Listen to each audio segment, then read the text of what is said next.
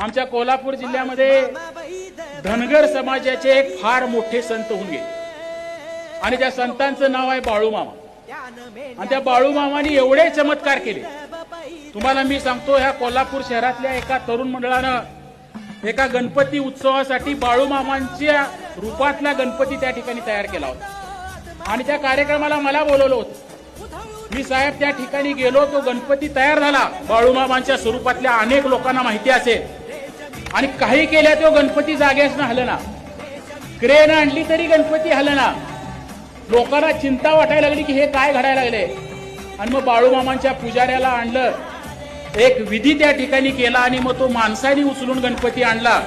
एवढं मोठं त्या बाळूमामांचं महात्म्य आहे.